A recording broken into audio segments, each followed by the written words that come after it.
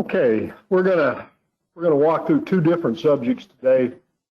We're going to talk about the pressures that oil companies are getting today on doing environmental management, in addition to their usual challenge of economic challenges. We'll talk a little bit about that. It's a growing momentum, and I'll say where a lot of the drivers are coming from. But the reason that I'm really here today is to get into the last half of it, the geeky part of it, because this audience is the perfect fit for what I want to talk about. And in order to do the wettability studies that we've been talking about, I had to give a background in the ROZ. And some of that will get boring to some of you who've seen the ROZ story, but it really is fundamental to what we've learned about wettability, oil wettability in general. And so I'm really looking forward to the exchange if we have time. I will warn you that because of those two subjects, it's going to go about an hour. So if you need to leave for whatever reason, feel free to do that. But I'm going to keep talking for an hour. Mike said go. And so anyway, looking forward to the exchange, both today and in the future if you've got some thoughts. And I'm going to give credit to a lot of the people that are in this room, several of the people that are in this room, because it was a team effort to get to where we got on this ROZ and wettability stuff. Let's see here if I can get this thing to work. Yeah, those are the two subjects. We're going to talk about the environmental side. We got to talk about carbon management and the critical role of carbon capture, utilization, and storage, which for some of you, utilization may be a term you haven't heard, but it's trying to make a product out of it, a waste product going into the atmosphere. And we in the oil business are really good at that, making products out of waste. And so it's almost a setup for us in the CO2 EOR world, the CCUS thing, and I'll talk about that. And then the beauty of where we live is that we've got almost the perfect place to really do a lot of carbon capture, utilization, and storage with EOR. And so I really want to lay that framework out for people. The young people especially, I think, will be in the middle of this in 10 years or more, and it's a growing area worldwide even. And then that'll kind of transition us into the optimal reservoir targets for all of this. What we've learned from our horizontal drilling and our ROZ studies, CO2 EOR in general, really has helped us advance this understanding. And I'll talk about those reservoir understandings that we've made, the progress in that area, and then maybe just get some brainstorming going on what might be next in terms of discoveries, let me call it that. Okay, so let's go into this carbon management thing. You get this whole carbon management flanked by two extremist groups. In my mind, they're extremists anyway. And one of them says, leave it in the ground. You've heard that term. And it's kind of a disingenuous statement, because if you wanted to go to renewables completely, you still got to get stuff out of the ground, exotic metals, rare earths. And so, I sort of ignore that group. And hopefully the administration that's taken over will do that too. Yes, sir.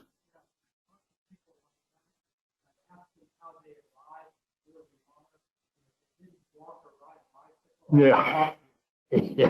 Yeah. And the other side, of course, is the ones that are denying any global warming. And I don't know the data is fully in on that yet or not, but one of the things that we ought to do is think about an insurance policy for a warming globe, and obviously carbon capture, utilization, and storage would be part of that insurance policy for sure. So somewhere in the middle between those groups, we've got the requirements of energy in the U.S. and in the world that aren't going away. And as the world tries to increase their standard of living, that growth is coming. So they're huge and they're vital. And to say that hydrocarbons won't be part of that is kind of a crazy statement in the first place. Fossil fuels are ubiquitous, proliferated throughout the world's economy. And We all know that in our business, and so to see it wane down, it's going to be a 50-year process at best. And so we need to keep producing what we produce, bottom line. Now, this world of sustainability you'll hear a lot about, and when most of the time you hear that word, it's all about environmental sustainability.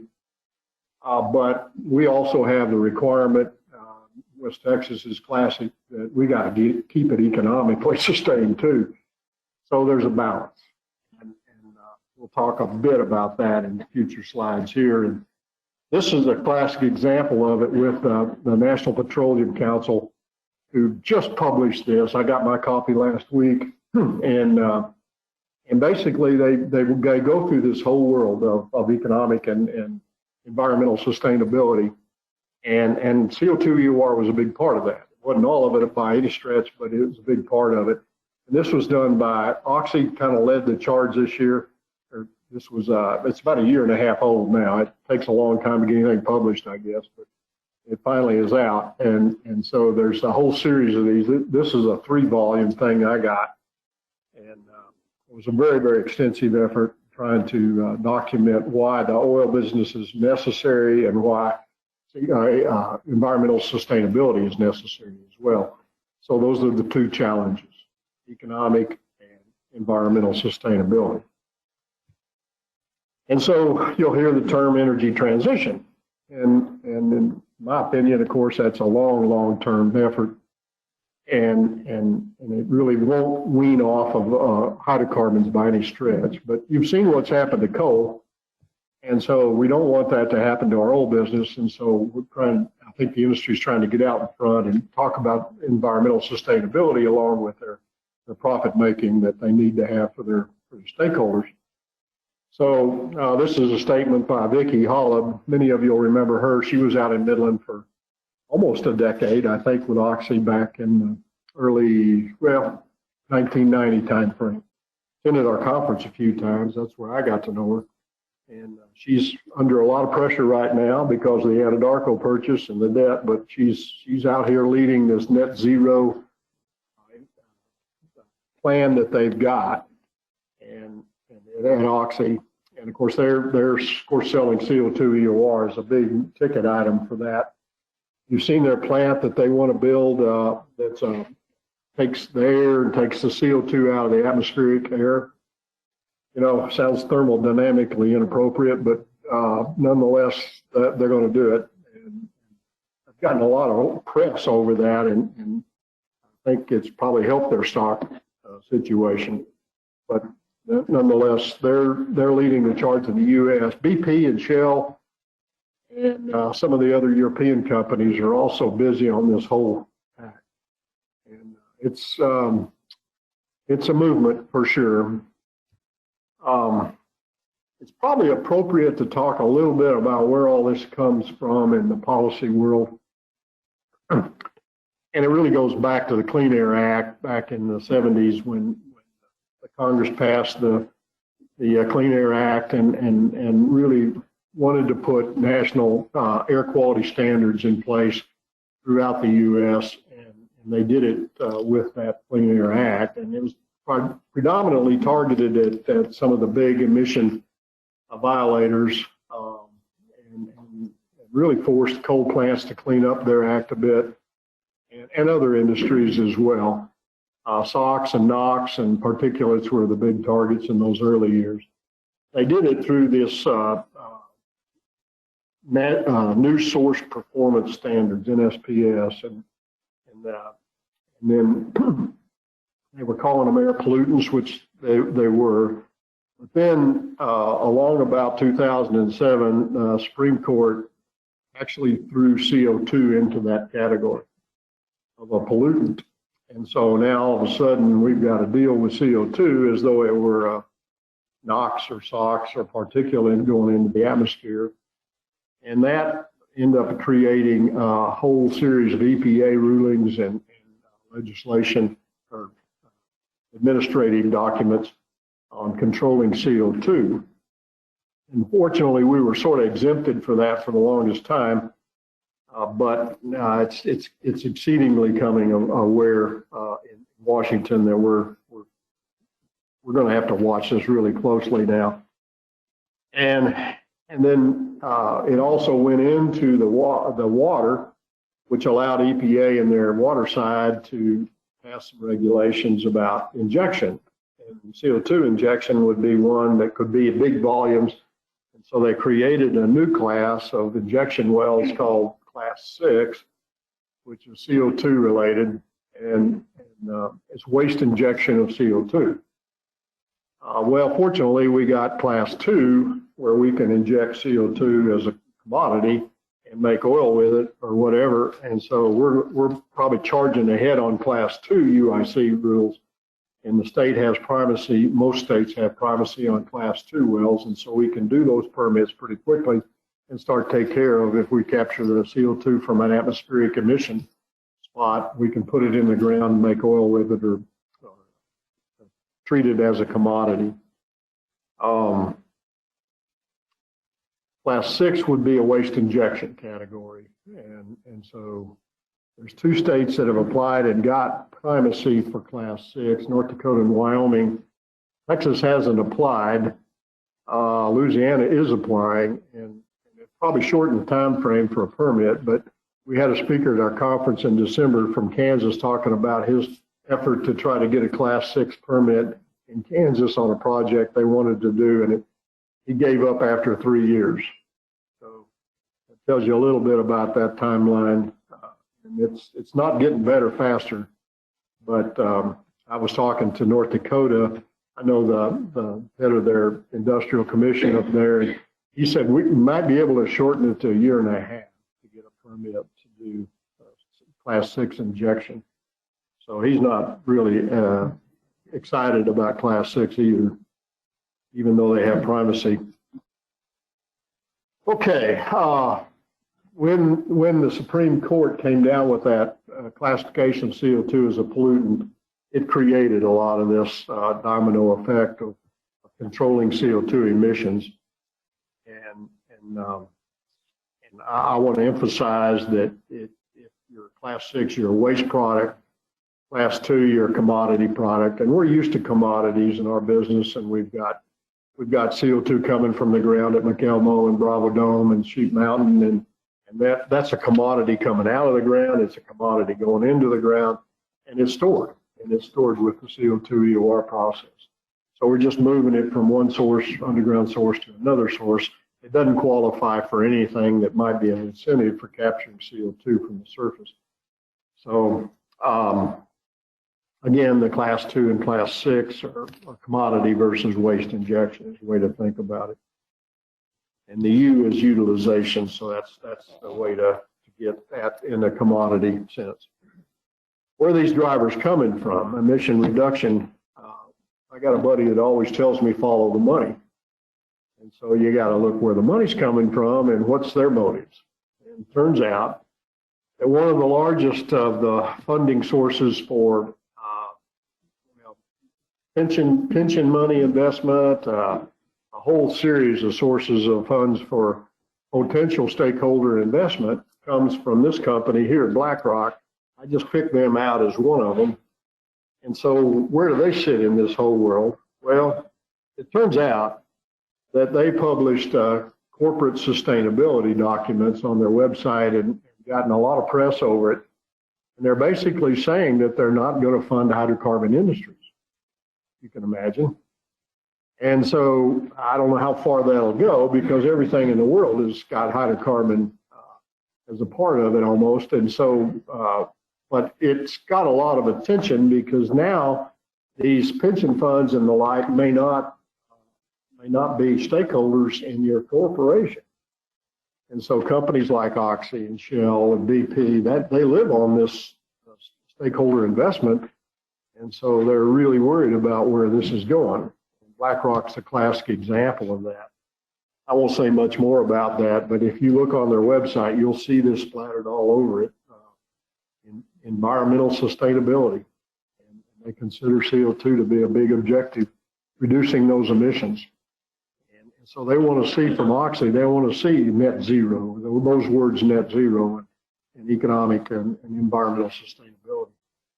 Obviously, you got to make money, so they're not going to invest in somebody that's going to lose money. So, but there's a balance there. And again, that National Petroleum Council study is trying to balance the environmental and economic sustainability goals. So basically, we've got a lot of our big companies in the oil and gas industry looking at trying to maintain their stockholder dollar returns, but also considering now in a way they probably didn't consider very intensely of this environmental, social, corporate governance. You'll hear this term a lot, ESG. And so you'll see more and more news releases from these large companies talking about that, so they can keep the money coming in to buy stock for their stakeholders. And so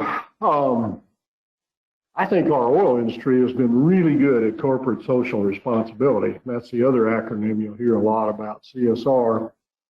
And I was just talking to Faskin here at the table about some of the things they've done for Manor Park. I mean, it's a classic example of social responsibility. And so we've got companies that are really good at this, and now other companies that haven't been are getting evaluated on this very measure of how much are they contributing to their community. So we'll see more and more of that. Well, enough said for that. I know it's not a subject that we like to hear about, but it's a subject we've got to deal with today.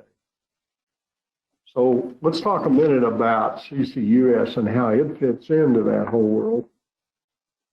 Clearly, if you're trying to use CO2 as a product, you might make concrete with it. You might do some other things with it. There's people talking about a variety of uses of CO2 and carbon monoxide too. And so, but the problem is all of those that aren't EOR are small volume. And we are handling big volumes in the CO2 EOR world, and we can do it today with existing technology. So what we want is we want more of that emitted CO2 into the atmosphere to be captured, purified, and brought to us as a commodity so we can do this storage underground. And we've done it to the tune of 20 trillion cubic feet, or 1 billion metric tons already in the Permian Basin. And this is a big number, and I'll show you how that fits into the extrapolation of how much we need to be stored underground. And we've done it here because of all the transportation network and pipelines we've got, our ability to get it fairly inexpensively from the underground sources. And so we've got an advantage over most every place in the world on capturing the CO2, putting it away underground. Because you have to look really hard to find a place in the Permian Basin that isn't within 50 miles of a CO2 pipeline. And so most fields are, we can go with the EOR project there, especially if there's an incentive to make it economic for us. We've also got all of this shale play going on in Delaware and the Midland Basins, and we're depressuring those formations. Somewhere down the road, those wells are not going to be economic. And now we've got, in order to make the oil, you've got to depressure the fluids. So we've got all that pore space that we're about to see come available for the next phase of production, which might be a gaseous injection like CO2, or it might be methane, or it might be methane, ethane, propane. Who knows? They're doing some of that in the Eagle Ford today. We're actually got a couple of projects out here now. We talked about that at our conference a year and a half ago. And so that's another thing that we've got available in the Permian Basin because of all of the wells we've got now that are depressuring those shales. And of course, we've got all the San Andres and carbonates on the platform and North Shelf that are available to us as well. So it's basically a proven technology ready to go to work on emission reductions. We just need the CO2 at an economic price for us to do more work. Okay, this is Shell's forecast for carbon capture, utilization, and storage. This is what they think is needed. This is around the world, not just the US. And so you can see that line, I hope, that's how much we've done already. Now, admittedly, it wasn't captured CO2 from emission sources, which is what they're forecasting we need to be doing. But you can see the technology that we've got in our hands right now to store CO2 underground is not an insignificant part of where we think we'll be by 2050. And so volumetrically, we're in the game as well. Okay, where and how can we play a large part in the Permian Basin? Well, we're going to the field. Yeah, and I saw this image on the internet and I said, gosh, that looks like West Texas, doesn't it? And so the cat is ready to go to the field. Finally, we're going there. There was some publication by a group out of UK back many years ago where they looked at optimal basin settings for storage, geological storage. And this is one of their charts they had in there. On the left side, you see what they call convergent basins. In other words, these are places that are collecting sediments or have in the past due to compression. And so on the right, you see divergent basins. And so you can immediately think about, well, let's see, if you're in a place that's converging, the plates are converging, well, you might have a lot of seismic activity. And maybe seismic activity leads to transmission of fluids from the subsurface to the surface. And that may not be a very secure place to put CO2 underground permanently. So you probably want to be in a divergent situation. And so where are those? Well, the foreland basins are classic examples of that today. Anyway, they're kind of in that intermediate stage where they've been in compression and now they're in tension or neutral horizontal stresses. And so foreland basins like the Alberta Basin or maybe the DJ Basin are classic examples of that. Then you have these cratonic basins, also called intracratonic basins, depending on who you talk to. I think the Permian is a good example of that. Permian Basin is one. Michigan Basin's another. The Williston Basin's another. And these are usually salt capped. In other words, that sag in the crust that created that basin then gets cut off from the ocean waters, and the saline waters accumulate, and then the salinity increases the sedimentation of things like anhydrite, ultimately salt, and those are ductile materials.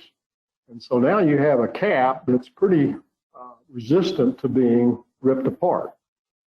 And so Permian Basin is a classic example of that with our Chowan salts. And so we've got a great situation to keep the injecting fluids down deep. So another basin type that would be amenable to this is something like the Gulf Coast, and they call that the passive margins versus an active margin where you've got all that compression going on. There's some issues with that too. If you start having these listric faults down to the coast faults, and are some of those transmissives, so you got to worry about whether that's coming up to the surface. We had that addressed by a Bureau of Economic Geologists a year and a half ago, and then again last year, December. And they've got ways they think they can categorize places not to put those CO2 down there that'll get transmitted back to the surface. Thinking long term, this is all long term leakage things that I'm talking about. And so there's the intracratonic, the foreland, and the passive margin basins that really fit the pistol of secure long term storage. And we've got one of the classics here in the Permian Basin. They've done this around the world. They've classified it. I've got some differences with some of their interpretations here, but generally speaking, there's a lot of places to put CO2 securely, and they were trying to demonstrate that. I went to the DOE with this at one point, and I said, why don't we do some more of this over here? Why don't we talk about where's a good place to put it? And they're too political. They want to have projects for everybody in every place. And so they even did a project, if you can imagine, the Columbia Plateau in the basalts there. That was a secure place to put CO2. Oops. But anyway, this particular article actually looked at it in an objective way, I thought. And I haven't found another one like it, but nonetheless, they're around. Okay. Optimal carbon capture, utilization, and storage targets. And this is another extension, if you will, of the best place to put it slides that I had. What you want is you want that risk of leakage to be very, very low, a long-term low. And you probably want a pretty consolidated, lithified rock that's deep enough that would store that CO2, that's got good pore space. And that's kind of the bottom left here. And you can see the cratonic and foreland basins fit that category quite well. And so here again, the Permian Basin fits that category beautifully.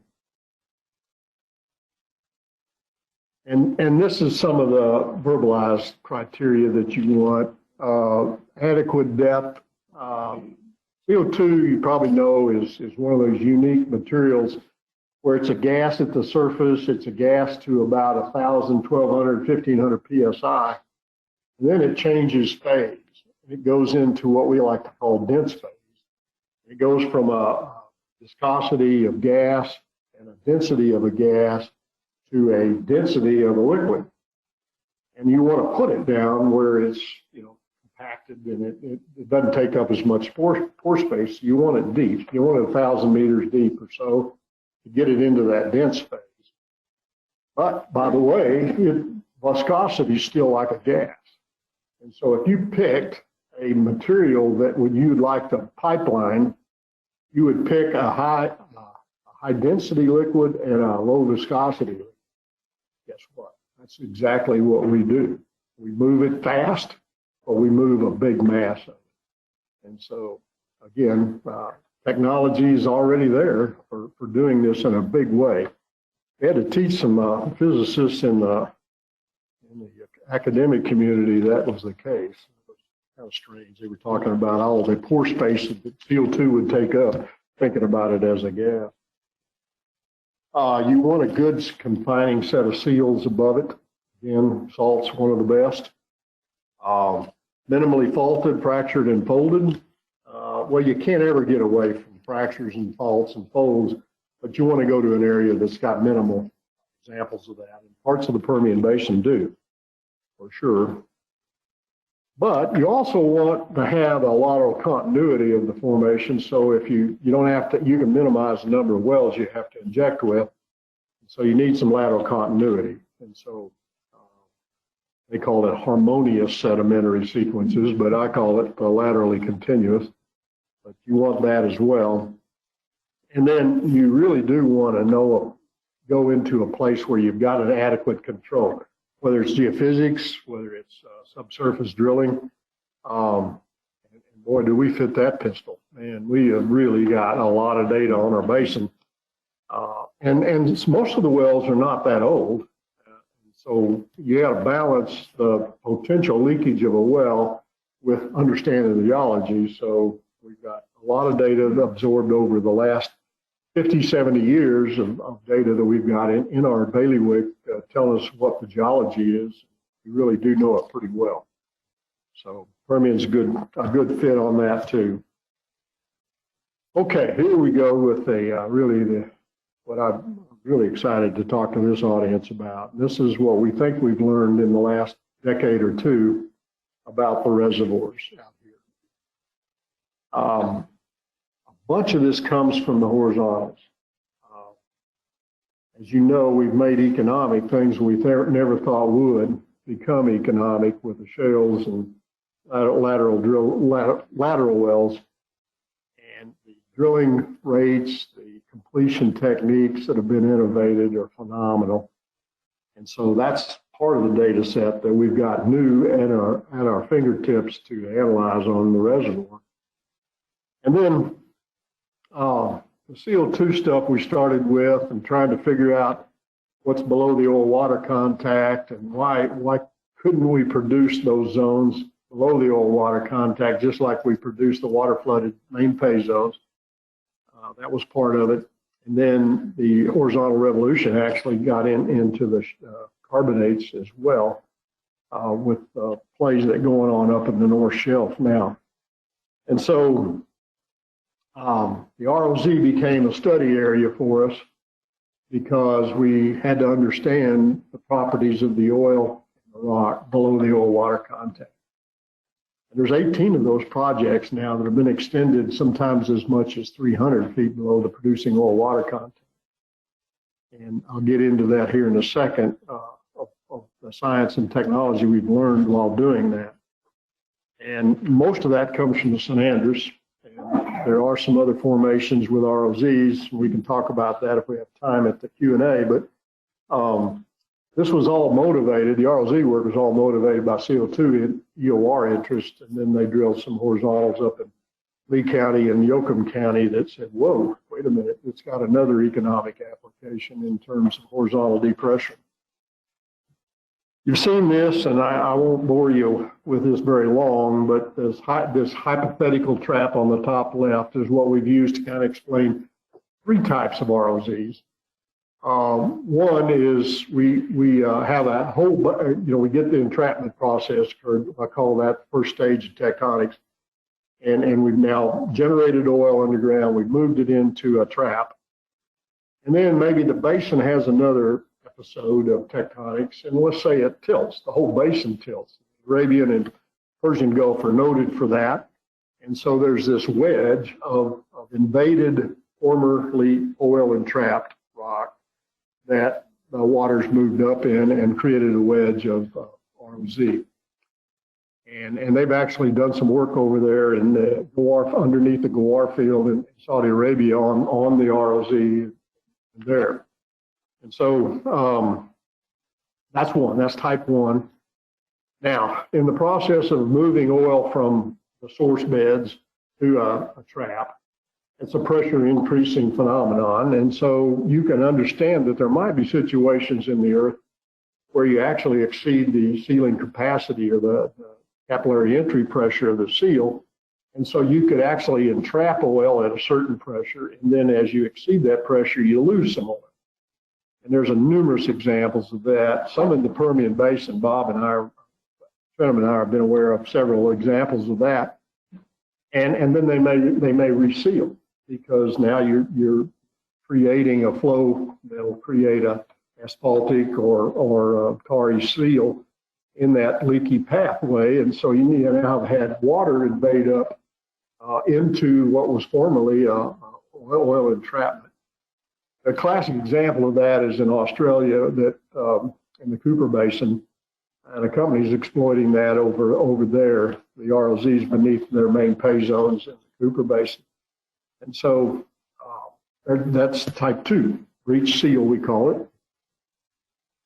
And then this one on the lower right is the one that we've spent so much time on. And I actually got to give credit to Bob Lindsay here and Alton Brown, I think he's still alive in Dallas, on some of the early work they did on looking at the potential tectonics associated with the uplift in New Mexico and moving into the water, the meteorically derived water moving into the San Andres Trap.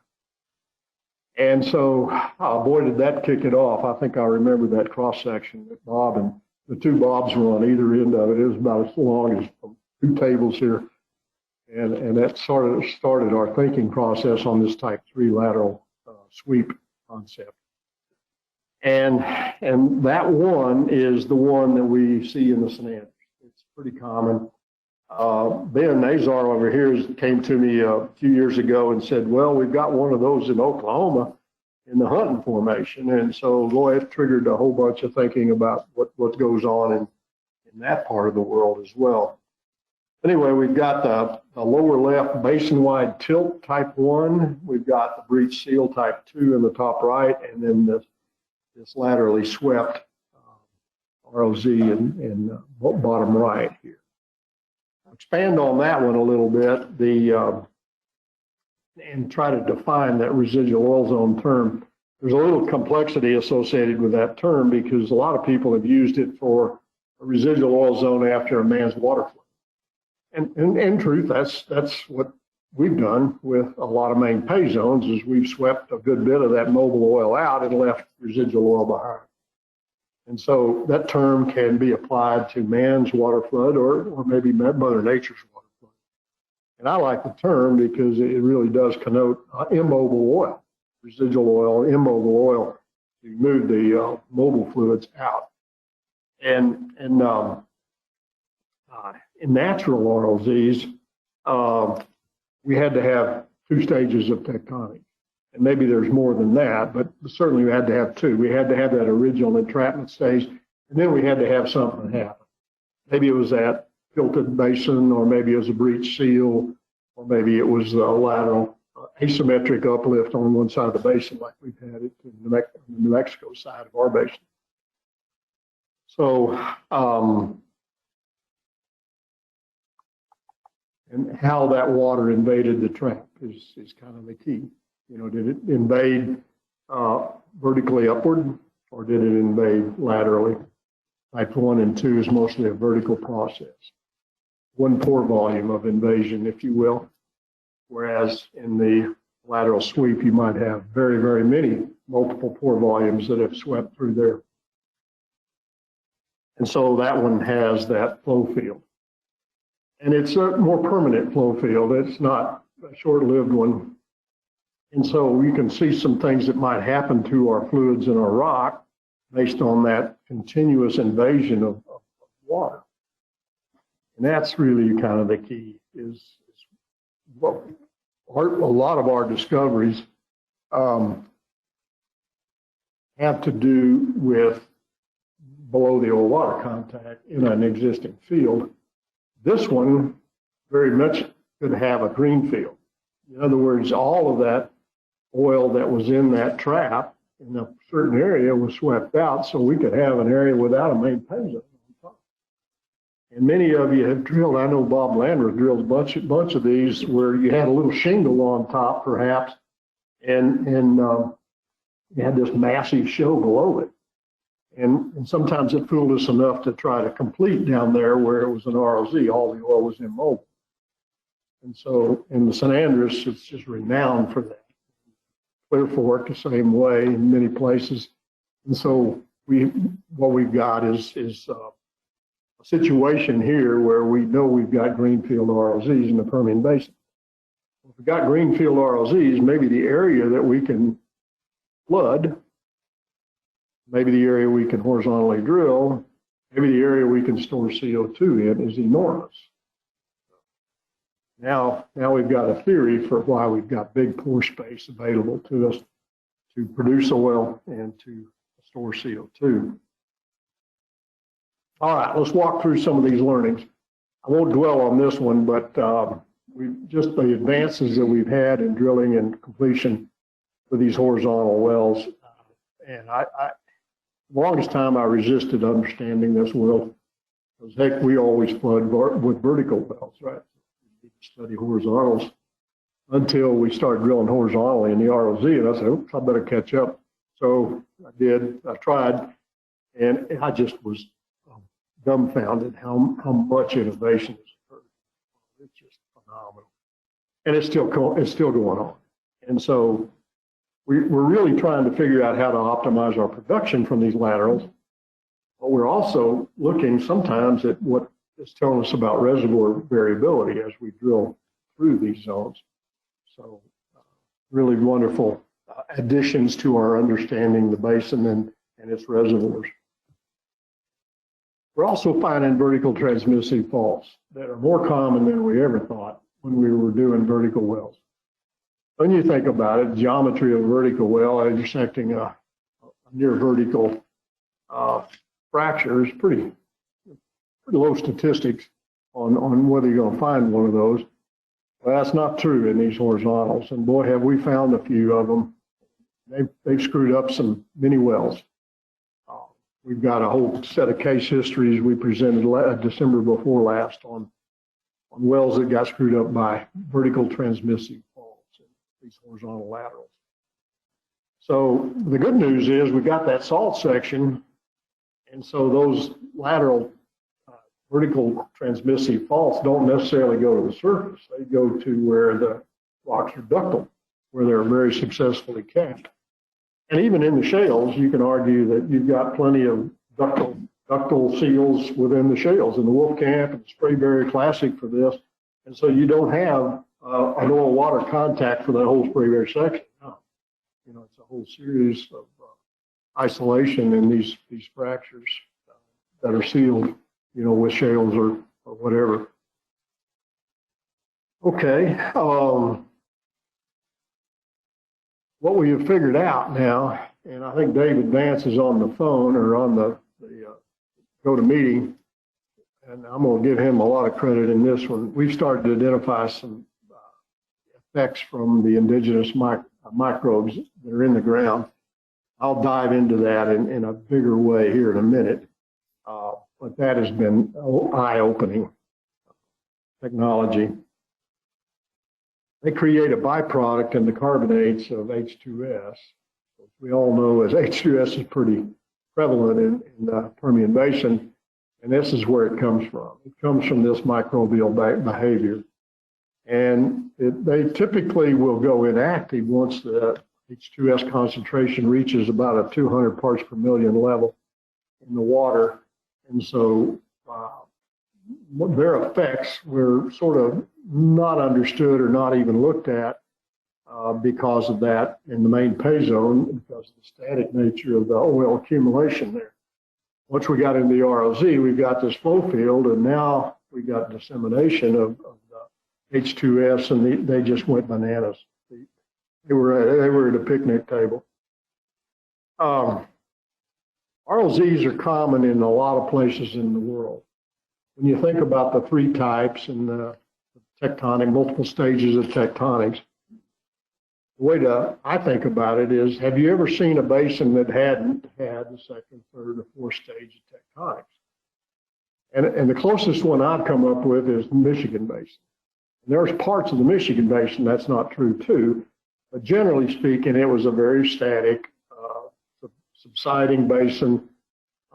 Created the oil, migrated into the shallow rocks and the Niagara reefs up there, and really nothing happened after that to speak of. And so that'd be the one that I've looked around the world and said, well, maybe not ROZs aren't very common there. We've also mentioned that ROZs are often below the oil water contacts, but they can be out by themselves in green fields. ROZs can be commercially exploited with CO2 EOR. We know that now because of 18 projects that are doing it. And one's a greenfield. Kinder Morgan Tall Cotton Project in Gaines County is a classic example of that. And by the way, these will make great storage targets. CO2 we can store. I won't go into how much we store with CO2 EOR, but think of it as a closed loop system that we try to capture the CO2 that's recycled, put it back in the ground. So effectively, it's a de minimis loss of CO2 that we have to the surface when we do CO2 EOR. So how much we buy, how much we store. And so that's a way to think about that. And there was a strong myth out there for the longest time that we only store about half of what we inject, which is true. I mean, we eject about as much as we buy, so you're only storing half, but that's how much you buy. So nonetheless, that's a myth you need to try to quell if you hear it, that we only store about half of what we purchase. Now, that oil can be rich in light ends, and it can be very poor in light ends. And we all know from our shales, we love to have 1,000 or 2,000 or 3,000 cubic feet per barrel in our oil. And that helps that the only thing that expands in a depressuring formation is the gas. So the gas is pushing the oil out. And so we want a gassy oil in order to depressure that formation economically. And so now we want that rich oil, GOR oil, but if it's laterally swept and it's very thoroughly laterally swept, we've lost a lot of those lightings. We got to be careful and not go to places where all that oil show is the heavy ends. It's the intermediates and heavy ends. And so that's another lesson that we've learned is look at that GOR. And the GOR is not a perfect diagnostic either. You need to look at the composition of that. There's a lot of these fluids that we're producing in the horizontal depressuring will be rich in ethane, propane, butane, and they might be weak in methane. And so obviously methane is the most common of those gases, and so the GOR can get affected by what the composition of the gas is. Limited natural water flooding leaves gassy ROZs. So you can think about type 1 and type 2 being a vertical one pore volume sweep. Those are going to be gassy ROZs. But the chances of you having a gassy ROZ in a lateral sweep might be reduced dramatically. And so you need to look at that, trying to get an estimate of how much pore volume sweep you might have had in that type 3 ROZ. And if you go too deep in the horizontal depressuring, frac too deep, you're going to get into what I call low yield oil, low GOR oil, and it'll affect your economy because you're making too much water. And if you get a very, very mature lateral sweep, you're going to have a heavy oil left behind. We do see a decrease in the viscosity, an increase in the viscosity, a decrease in the gravity of oils that have been thoroughly swept. And then finally, this kind of leads us to a subject I want to dwell on just a little bit. This oil wet and mixed wet reservoirs. And this is a pretty fascinating topic, and it's all anecdotal. Our evidence is really hard to prove, but it is overwhelming in my mind that here's where we are. We've addressed all of the 10 reservoir learnings in our CO2 conference over the years, except this last one, this wettability one. And we were ready to do it in December, but it was a backup presentation in case we had trouble with the virtual speakers. One or two or three of them, we were going to have a backup or two, but it turned out it worked beautifully, and we didn't even need the backups. Had two backups, and one of which was on this wettability.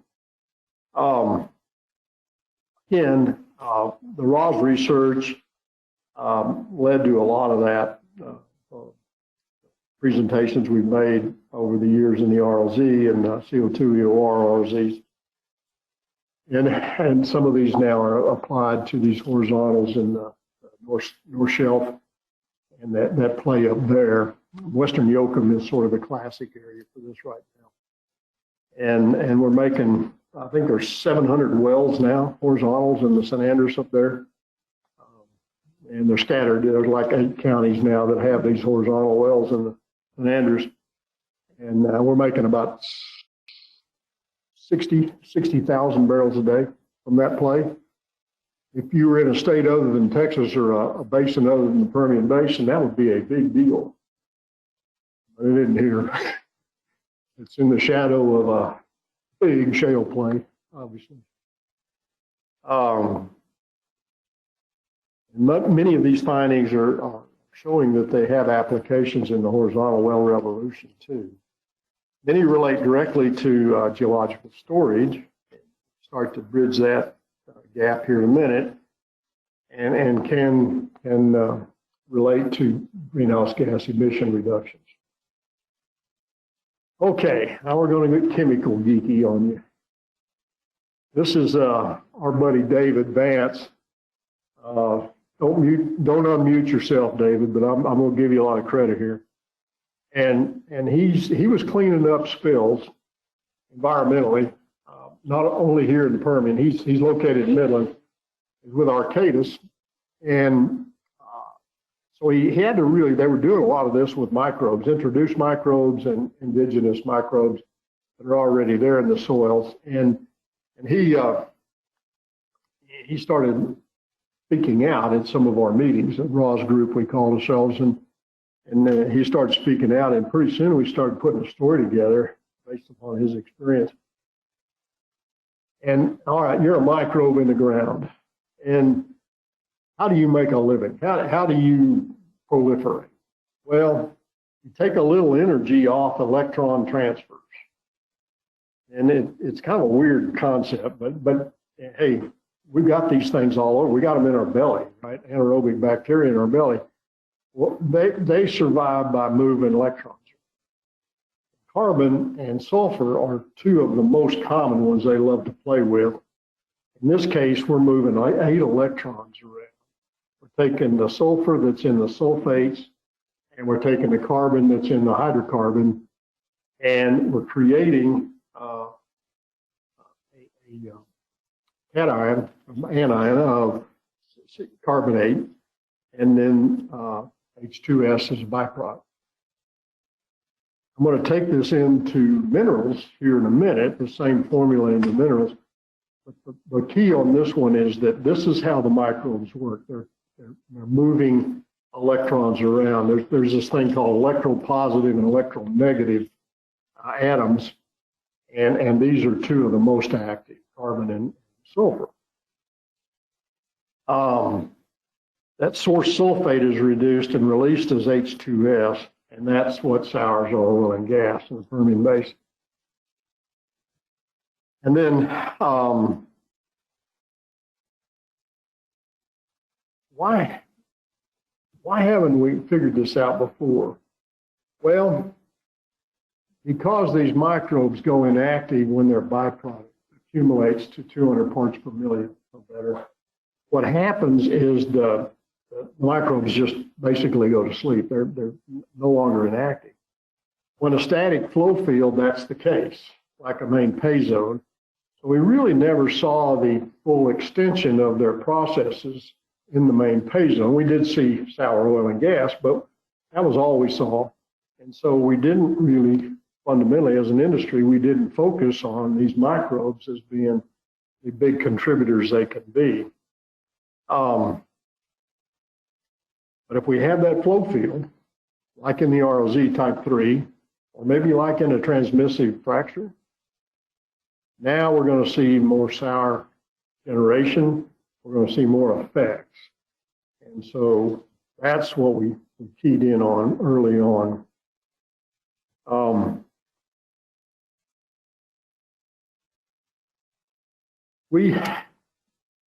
What tipped us off was these thick zones. Everybody else was explaining the loss of oil with depth below an oil water contact as a transition zone. And yeah, transition zones are real, don't get me wrong, but capillarity and surface tension effects should be active for 20, 30 feet. And then if you have something that's thicker than that, like this, for example, this is 400 feet. And so we said, something else has got to be going on here. So what we did was we said, it doesn't look like a transition zone. A transition zone would look like that. I don't think that's a very nice fit. And so that might be the right fit. And so now, how do you keep that kind of oil saturation, which is 30 to 40% on average, how do you keep that in a long-term natural lateral sweep flood? Mother Nature's water flood. Well, all right, something else has got to be going on, right? And so what we did is We said 400 feet of immobile oil. This must have had a draft here that was that thick in the paleo past. But why did it keep all of that oil? You would think over geologic time that it would have taken most of that oil and disappeared, right? Well, turns out that this is a fit to below the Seminole Field in Gaines County. It's idealized. I think this comes from Alton Brown. Maybe you used it as well, Bob, Lindsay. But anyway, it's characteristic of a lot of places below these main pay zones with this type of oil saturation, water saturation profile. So it led us to talk about wettability. And then a guy named Matt Honapour, when he was working for PBS, and he had the beauty of having sponge and pressure core from that field, where they had taken it back in the 80s, and he started analyzing the fluids. And now we're getting really decent fluids because we got pressure core, right? And sponge core where they're recreating the oil saturations as well. And this is his look at the oil saturation as a function of depth. Depth's on the horizontal axis on this one. And you can see that characteristic. So this is a great report, by the way, and that references here. We'll have these slides available to everybody. And great report. He and his buddies did a wonderful job on this. And you can see that 30 to 40% oil saturation there. And so we're back to that. Why is it there? Well, some of you I can see are old enough to remember before the 1980s, but I remember being taught that everything had to be water wet. And I've hunted with a bunch of Exxon guys over the years, so I asked them this question too. I said, all right, now tell me the history of wettability thinking. They said, well, when I first joined the company, everything was water wet. I'm just laid down in water, right? How do you get rid of the water that's on the rock? Okay, all right. But then when we got into pressure coring and sponge coring, we started to see some oil saturations that were above 80, maybe even 85%. And we said, whoa, wait a minute, we got to have some mixed wet reservoirs in order for the water saturation to be 15% or less. So clearly, the thinking started to evolve to mixed wet. And then now we think, for reasons that'll become obvious, I hope in a minute, that we've got some oil wet reservoirs. Everything that's contactable in a pore space will be oil wet. Why does it occur? And then maybe why does it matter? Actually, I guess that's another question you could ask. And well, the relative permeability of the fluids is affected by what's around the rock. Whether it's oil or water, you need to know. And so, and then there's this thing called low salinity water flooding that people have been doing up on the North Slope in Alaska and other places around the world. And it works on oil wet rocks, but it doesn't work on water wet rocks. So, okay, there's another reason for knowing whether or not it's oil or water wet or mixed wet. And it also leaves more oil behind after you've water flooded if it's oil wet.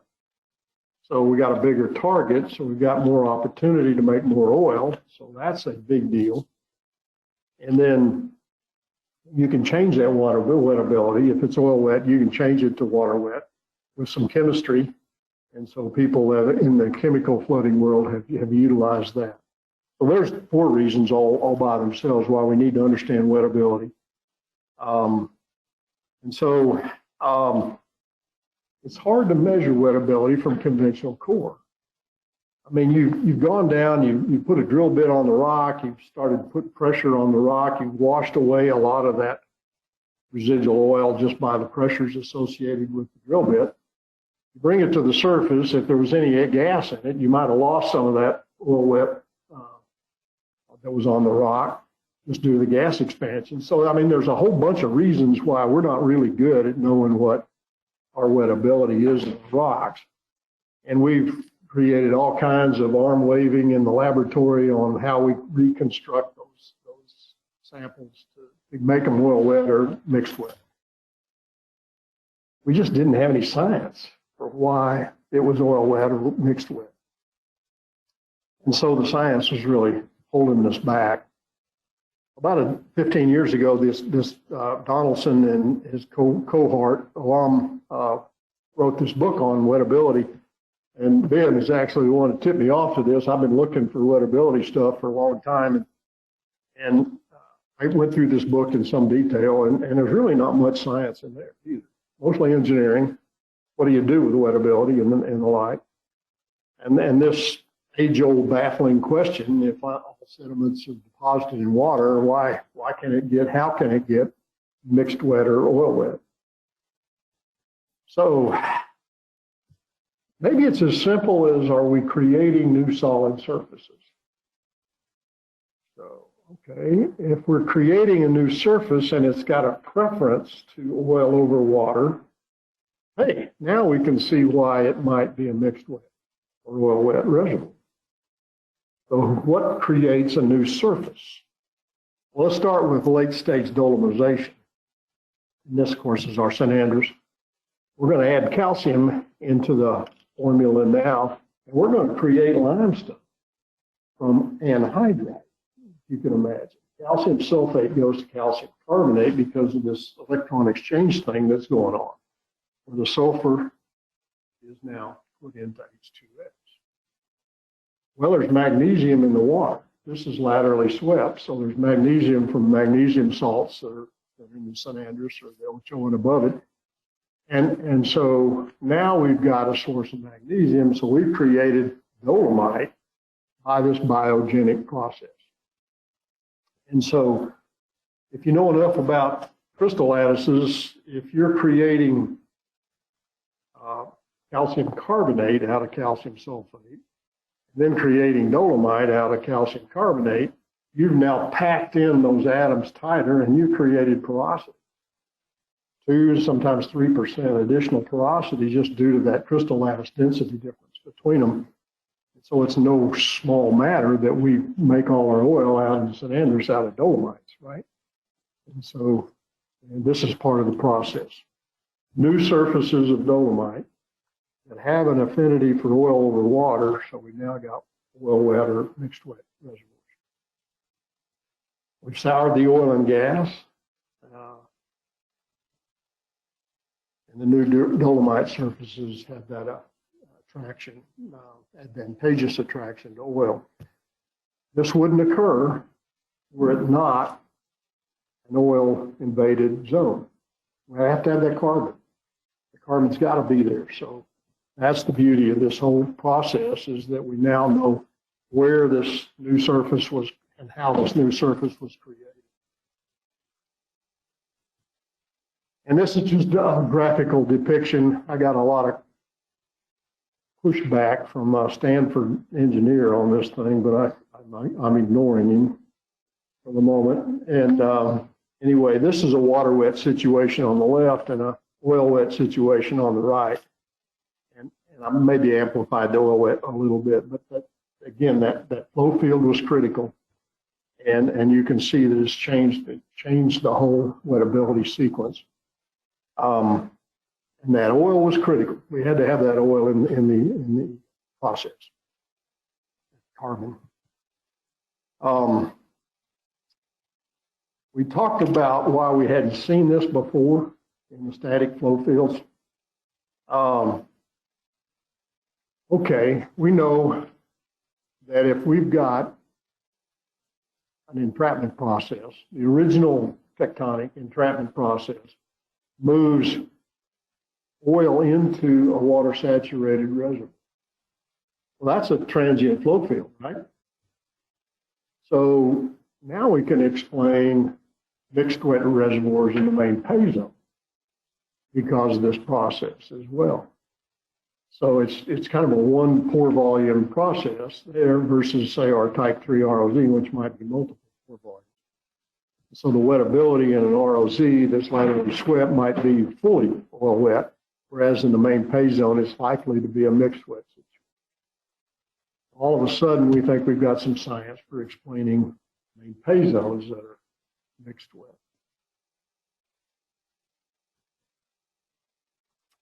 All right, now I had to stop here and had to remind myself to not take all the credit for this, because because Bob Trenum's here, and Bob, big part of our Roz team.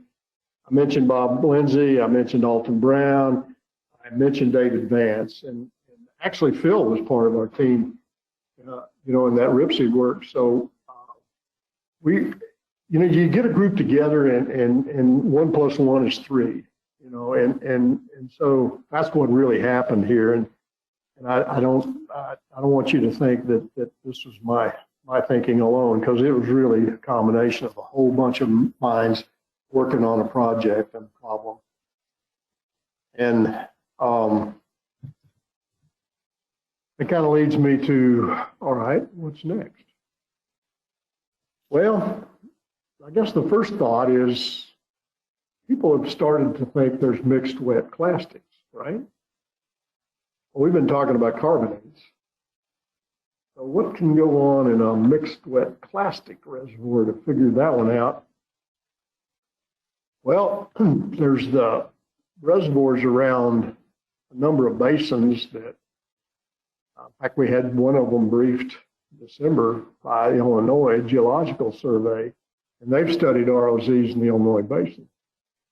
And they're talking about the Cypress sandstone and the Carper sandstone up there, and those are ROZs. A big part of that reservoir is an ROZ up there. And we asked them the question, what's the cementing agent for that siliciclastic reservoir? And they said it was carbonate. It's actually mostly dolomite. Oh my gosh, okay. Well, dolomite, if that's a new surface that's created, could very well make it mixed wet. And they said it is mixed wet. And they said 25% on average of the oil saturation, residual oil saturation. And I said, what about clays? And they said, yeah, we've got some clays. And I said, are you familiar with the term autogenic? And he said, oh yeah, there's Nathan Webb up there. And he said, yeah, these are autogenic clays. In other words, they're clays that were altered in place. And so they're allogenic clays are those that are laid down, in a sandstone. And then the autogenics are altered in place. And so now we have the same thing, same mindset we have with the dolomite in our carbonates, the autogenic clays in the sandstones. And so that just really tipped me off. In fact, I talked to Mike Raines real shortly after that, and I said, oh my gosh, the light went off about clastics. And so maybe it's time to talk about plastics too. So that leads us to things, well, we have time for a question before I go to this, a question or two. Anybody in the audience, this is the perfect audience to ask, I think. Have you seen mixed wet plastics in your exposure around? Anybody? Yeah.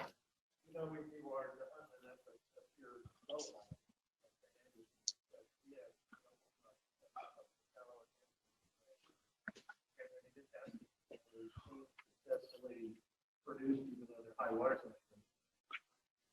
Produced by water compression. Reactive. But even if those sandstones are cemented by dolomite or limestone carbonate, how does that explain the same 30 to 40% saturation? Obviously, a lesser percentage, right? Yeah, and in generally, I think what we've seen is it is more like 25%. Oh yeah, good point, Mike. He's saying, okay, let's say it's dolomitic cement or it's clays or maybe both, and we get to 35, 40% oil saturation, residual oil saturation. I'm saying that right? Yeah. Ben? And we haven't seen that. We think the surface area associated with those new formed minerals is less than maybe the dolomites, where we're lining every pore with dolomite, in our case in the St. Andrews. And so maybe 25% is a more appropriate number.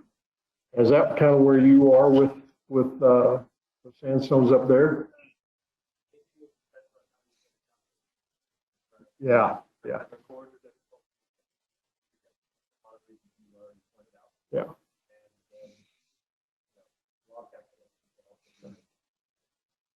Yeah, we faced with that difficulty in calculating residual oil saturation from conventional core or whatever.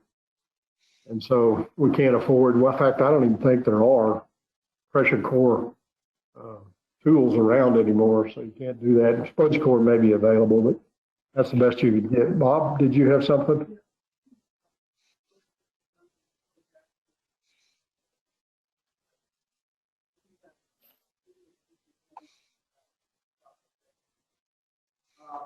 We had two examples from Delaware. One was the graphically, and they both had the same calculated oil test. One made 90% oil, the other made 100%. And the question was why calculate sponsor. He get hot. He determined that the delicate it was a residual saturation, it was oil wet, and that the brushing was a water wet. Well, a little while ago, when we started talking about carbonate contact George, and unfortunately, he's thrown away all that stuff. Yeah. So,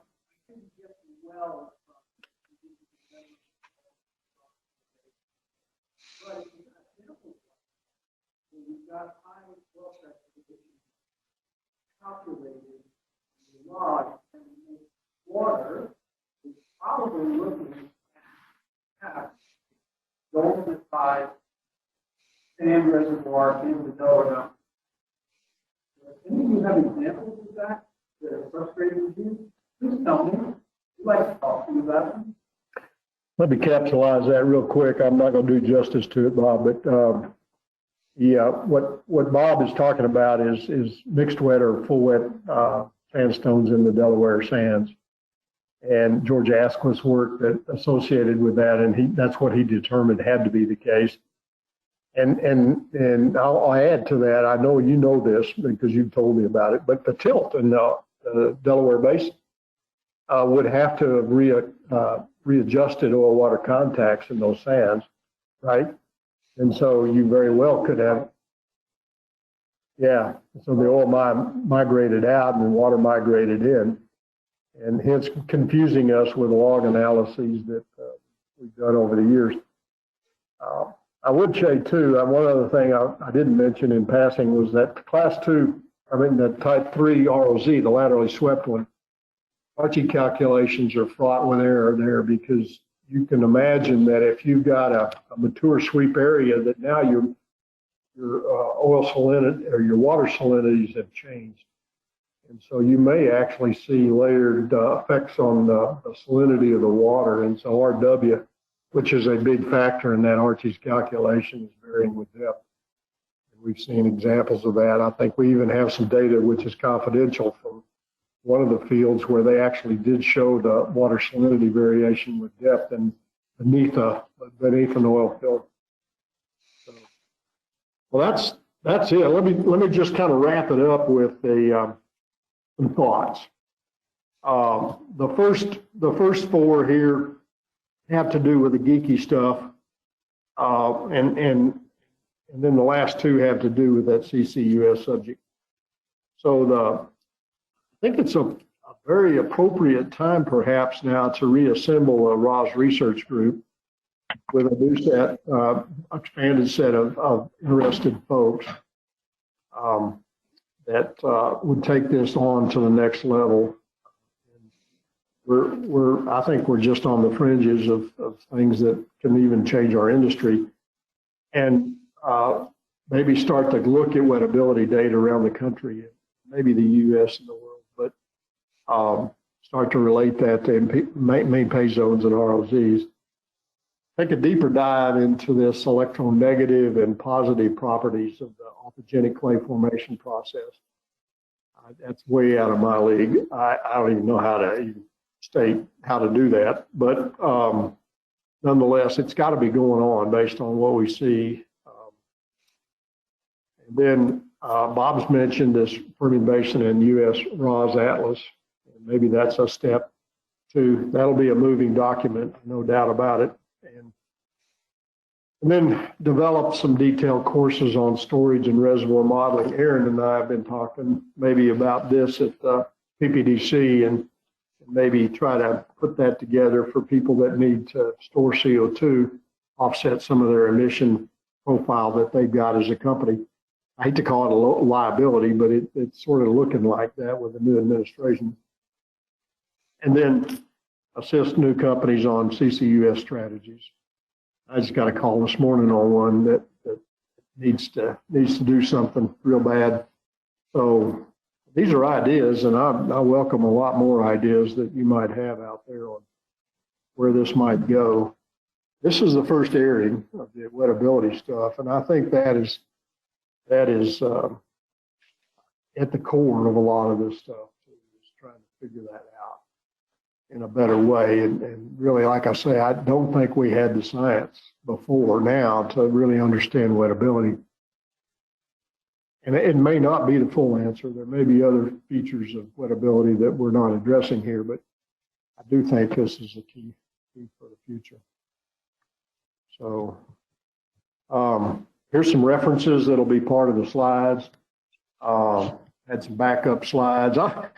I got to sitting down last week and I said, I'm going to revise some definitions based on what we learned.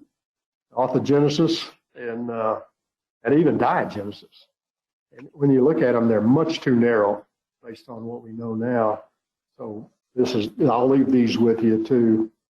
And really the idea, in fact, Sue Avorka told me one time, she said, no, all the diagenesis occurs during burial. And that's kind of what the definition says. But no, it can occur in the entrapment process and the readjustment, tectonic readjustments. There's no doubt about that. And this role of autogenic clays, big deal. And then here was some of the work that the Illinois survey did on the Carper. I just included these in their determination that the Carper is predominantly a ROZ, and it's got a main pay zone where they had an anticline. So pretty fascinating. Electropositive and electronegative in that formula. And then key definitions. So, sorry, it takes so long.